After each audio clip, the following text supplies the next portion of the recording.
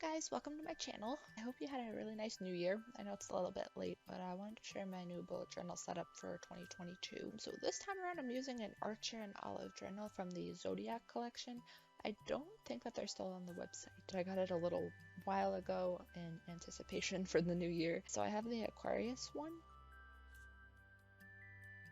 I love the box on the Zodiac collection. It's like so different from the original Archer and Olive boxes. But these are definitely like my favorite journals to use. Let me wipe down my desk and then we'll get started.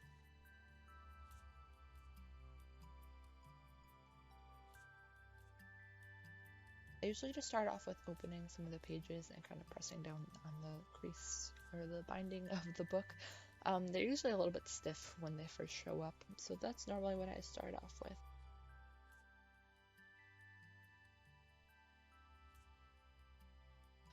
And then I just have to cut out the pictures from my cover page. I'm not like super duper good at drawing, but I usually find that with my journals, if I go too crazy with trying things, then I just get frustrated with like how much I don't like how they look. So I'm just going with the simple kind of cutting and pasting. I usually just cover up the name section of this first page, so I just ripped up some grid paper here and I'm taping that down.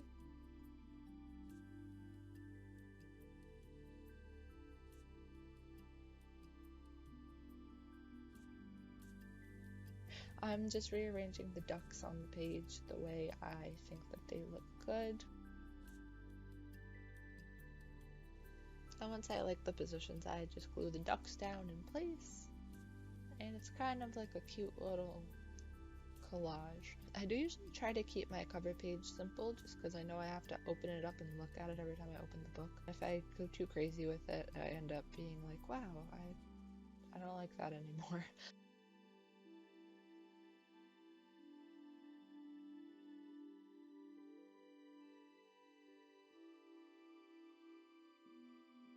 So then I'm just ripping up some craft paper just to write down a little quote. It's kind of a silly quote, but I relate to it, I guess. It says, "My ducks are absolutely not in a row. I don't even know where my ducks are." And I saw that quote on like Facebook or something, and I was like, you know, I'm a mess sometimes, but that's alright. So I glue that down and then just add some washi tape just to make it a little bit more cute. I usually just set them up now from January to June, and then the second half of the year I get a new journal, and I set that one up from July to December. Most of my journal just really covers the 6 months, and I don't really focus on doing much past that. I just add the dates.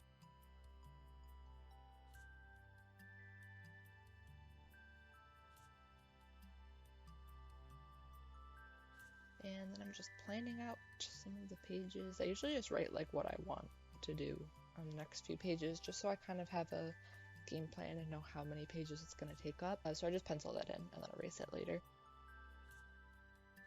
So the front page I usually just add something just so it's a little bit less plain. I decided to go for a picture of Jack Frost looking at the moon. How peaceful. And I have like a girl sitting at her desk being tired because that's just like me. And then I added Gon and Killua because I like them. I don't do like the grid spaces that I see people do, like the grid pages, just because I don't really use it. But I do like to decorate the first page with like something. So I normally just do like a line of numbers up and down and across, and then it gives me a reminder of how many boxes I have across and up and down. And then I can easily figure out like what's half of the page, what's a third of the page. And I just find that it takes a little bit less time, considering I don't use it that often anyway. So I just put like a line for the halves and leave it at that, and that's cute.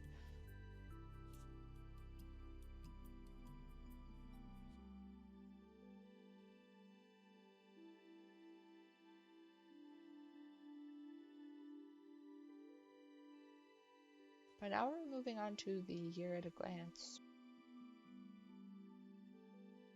I don't really use this page as much as I wish I would for how much time it takes to make. But I put it in my journals like every time. I always do it. It's kind of just like an introductory page, so I sort of feel like it's just an obligation now. It is helpful in setting up the journal because I do add a lot of calendars to like my introduction pages or like my beginning collections. So, it's not a big deal. I don't know. I just feel like what's a bullet journal without this page? You definitely don't need this page. I usually do try to keep it minimal. I've had plenty of times where I start this page and I add so much to it that I just end up hating it. So I try to keep the colors minimal. I try to keep the numbers minimal, just so there's no chance of me disliking it once I'm finished with it.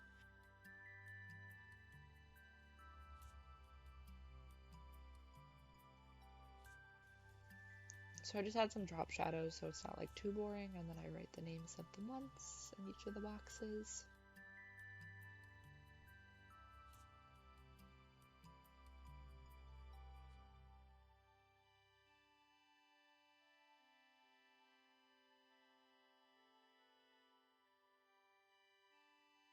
Then I write 2022 at the top, so we know that we're looking at 2022 here.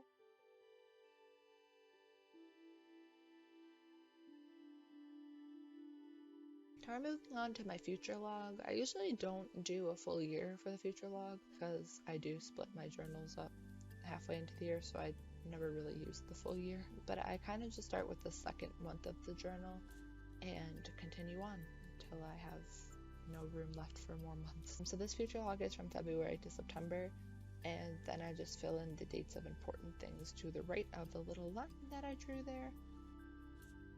I usually don't have too much, so I never need this much space, but keeps things neat, and then I do have the space if I need it, so I like this setup for my future log.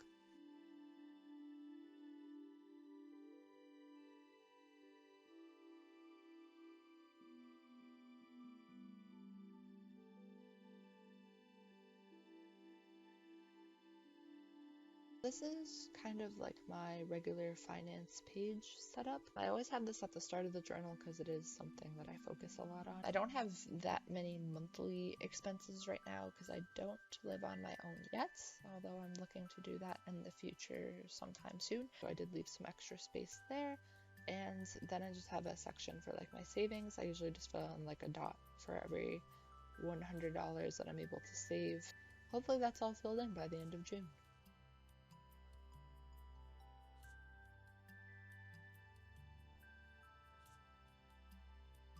And then on the right page, I just do like a finance overview.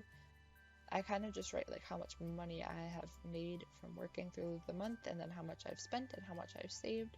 And it's just kind of like a overview, so I can be mad at myself when I spent too much money that month.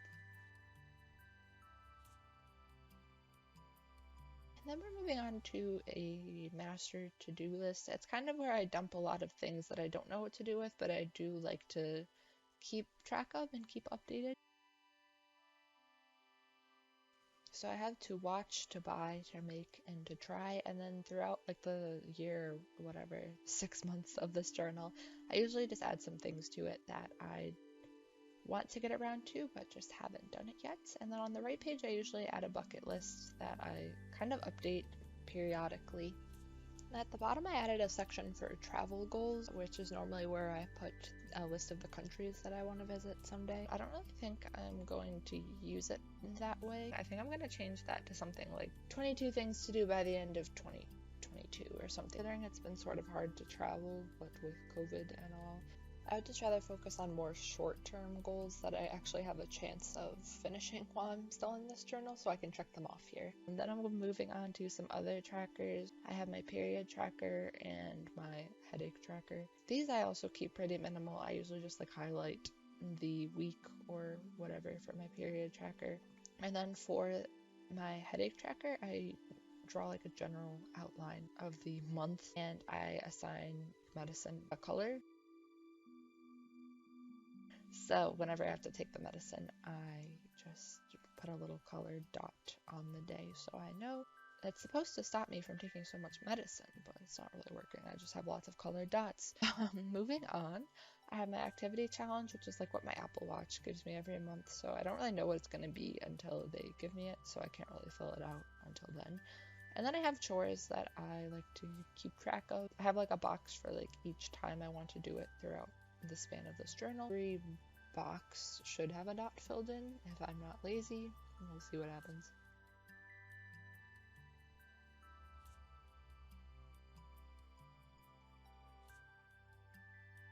My social media pages are kind of just like brain dumps, so they're a little blank. There's not really a main plan to them or anything. But I do have a tracker for my followers and my subscribers for Instagram and YouTube. And I do have like a general, it's not really a schedule. I do want to work on like a consistent schedule. But right now I'm just kind of keeping track of when I post on which platform. So I just assign each social media platform like a color, and it's similar to my headache tracker. Just fill in with a dot when I post on there.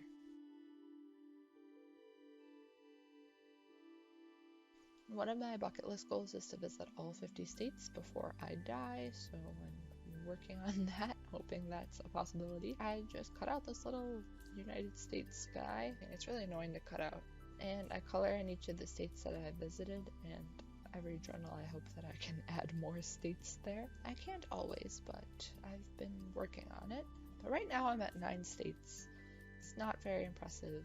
Underneath that, I rewrite the states that I've been to. I also have a section for outside of the US. I haven't really been that many places outside the US. And then like trips that we are planning, just so I can be excited for that.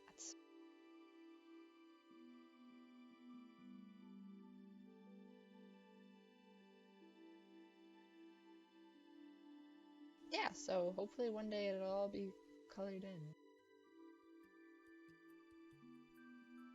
And now I'm just setting up a 2022 goals page.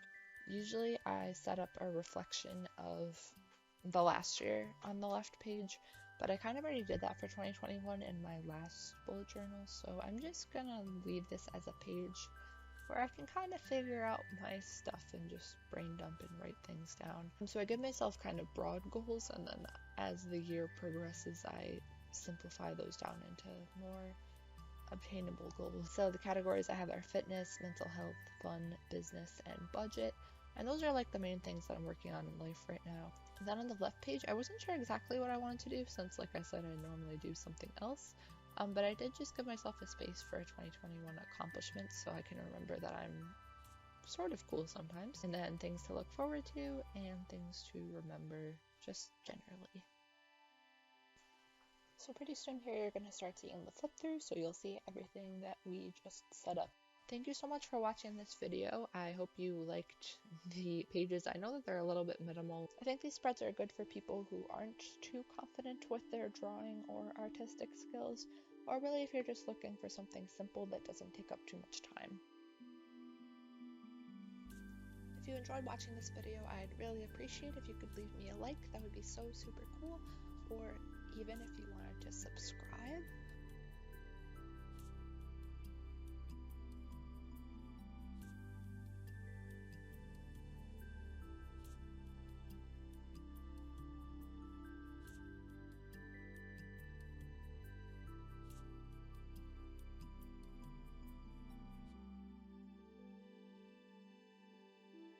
Really appreciate you guys watching, and I will see you in my next video. Bye for now.